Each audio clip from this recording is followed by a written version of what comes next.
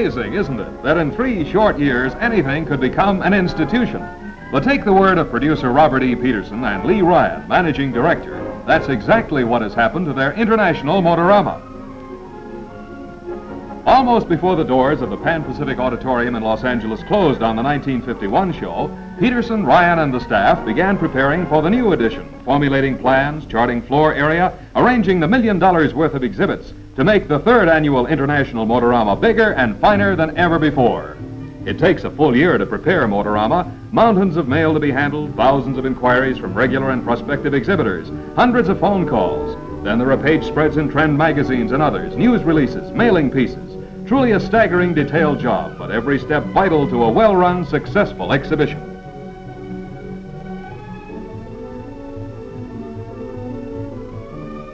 Then, almost before the staff could realize, it was November. Time to make the motor-conscious public of the Los Angeles area aware of the approaching Motorama.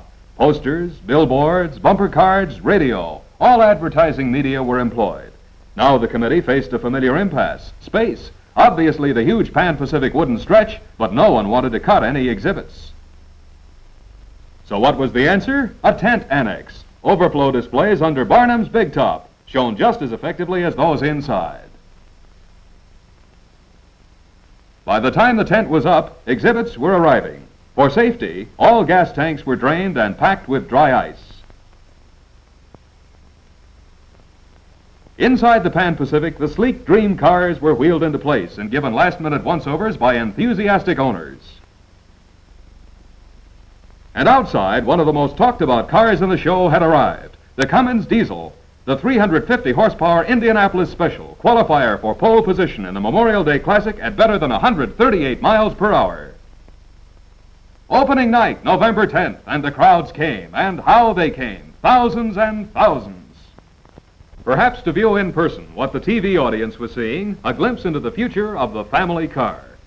It's a well-known fact that hot rods and sports cars are frequently a decade ahead of Detroit in advanced styling and mechanical innovations. So the thousands and thousands of the general public who attended the International Motorama actually were seeing the kind of cars they would be driving in 1960.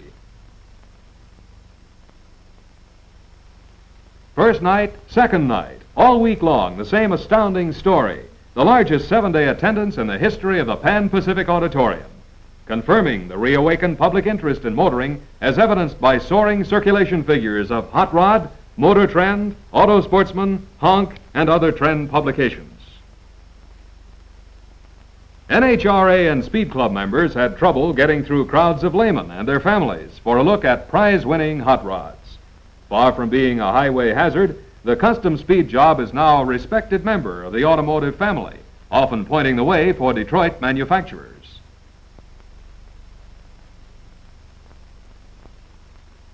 Yes, sir, none too old, none too young to enjoy Motorama.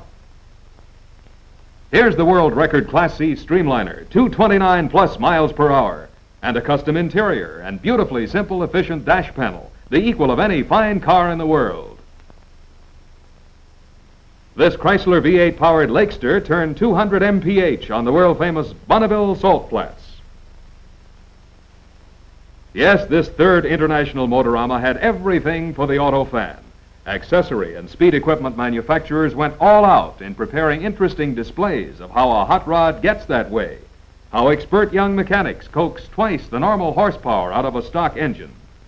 Many hop-up innovations like high-compression heads and dual carburation and exhaust are now standard on today's fine stock cars.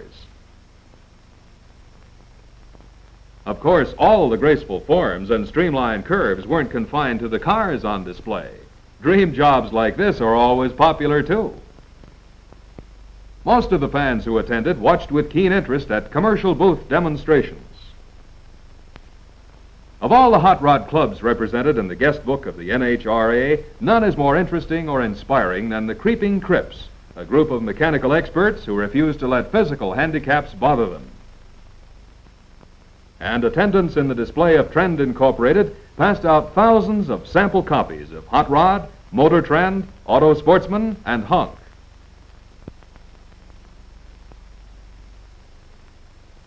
As expected, from opening night on, the Cummins diesel, with its 104 inches of sleek streamlines, tremendous power, and exhaust-driven turbo supercharger, was the cynosure of all eyes.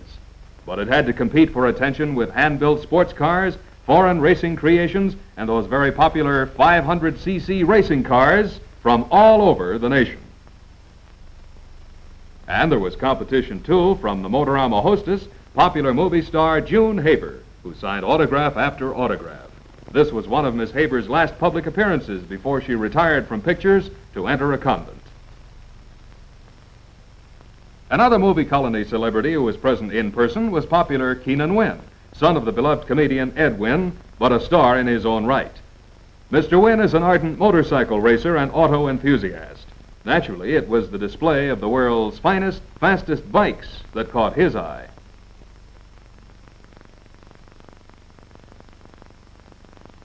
Manufacturers displayed cutaway working models. These showed the tremendous progress in the world of the two-wheeler. Motorbikes have kept pace in every way with their four-wheeled cousins.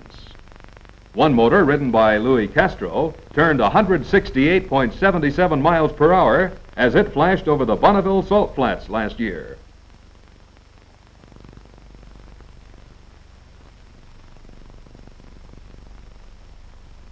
And not to be outdone, the little putt-putt has graduated out of the knee pad stage, too. Now it's a respected member of the motoring family.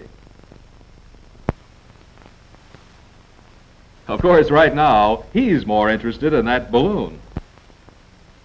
But it's 2-to-1 that in just a few short years, all these balloon holders will be souping up cars of their own. The motorbug is no respecter of ages. Once he bites, he bites. Motorama was like Old Home Week for the Southern California hot rod clubs. Sooner or later, old acquaintances were bound to meet face to face, some who hadn't met since Bonneville. Once they got together, every time trial and every drag meet had to be rehashed with gestures. Motorama spectators marveled at steel-bodied custom models like these, rebuilt from the ground up by hand. But wandering through the exhibit hall, it was possible for anybody to predict a new trend. A trend to fiberglass. Here are designer Vale Wright's ideas on the subject, a beautiful fiberglass body on an MG chassis. Henry Ford first experimented with the fiberglass body. After 10 years of experiments, these beautiful, light, dent-proof bodies will soon be mass-produced in Detroit. The new Kaiser sports car by world-famous automotive designer Darren was a genuine Motorama hit. Besides its low-slung fiberglass body, it features novel sliding doors. And how about Junior? Sure, he can have his fiberglass Sportster too. After all, who else is going to buy these cars of the future but the future generation?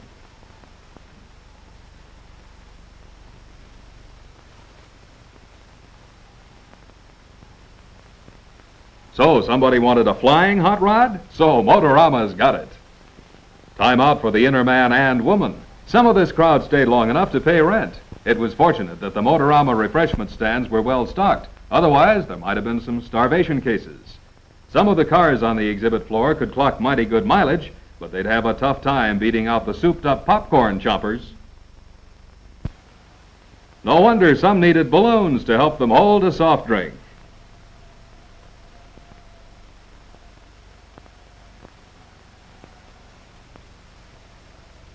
Now, here's a vintage job that's hotter than a red fire wagon. Matter of fact, that's what it was, a fire wagon. It doesn't impress the new generation much, but back in the days of the bustle, bunny hug, and bobbed hair, it was a real bearcat. This Mercer raceabout, especially if driven by a guy in a raccoon coat, was the answer to a maiden's prayer. Strictly the cat's whiskers. Not so long ago either, only 1920. Here's an old friend, the California Dew. Wonder how they're doing in the annex. They're doing fine. Even a leak in the tent can't dampen the crowd's enthusiasm. From the number examining the overflow exhibits, you'd never know it was raining. Lady, next time you're on a trip and you get irritated because your husband won't stop to rest, just be thankful his name is not Louis Matar. This San Diego service station operator fixed up his 1947 Cadillac, added a special trailer, and drove to New York and back non-stop in 1 week. Still, the crowds came, more than anyone thought possible. Since the movie colony started the rage for foreign automobiles, the European sports and family car displays lured them like a magnet. Popular MGs, Ferraris, Fiats, Alvis, Jaguars, all the famous names in road racing, and comfortable, easy-handling, high-performing family cars. For instance, anyone with a bit of loose change in his pocket could drive this little number home. In the center of the Pan Pacific Arena, in the featured spot, was the Detroit star of the 3rd International Motorama, the Packard Pan American, a true custom car of tomorrow. Production of this big, low, roomy dream car is planned by Packard in the near future. The International Motorama showing was the first on the West Coast, and the response of the crowds to their creation certainly assured company officials that they had something. Unlike the futuristic models of other manufacturers, the Packard Pan American is designed as a possible production model, not just a gadget-loaded gimmick wagon or earthbound rocket ship.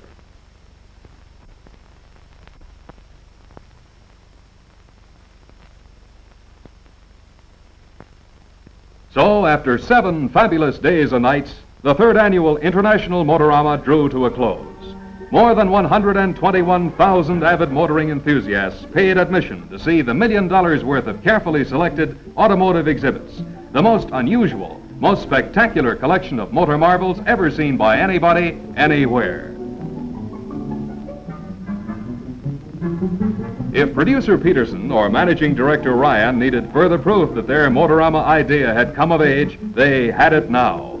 Here is the successor to the stock car shows of the 20s. Here is the proof that the public at large, too, has a tremendous interest in motoring for sheer fun. Just as Southern California gave respectability to the hot rod and developed motoring, custom sports car building, and time trials to a major hobby, so the Golden State has introduced this new kind of automotive show. It promises to sweep the country. Already similar shows are being presented in many large cities, including one in Detroit, traditional home of the automobile.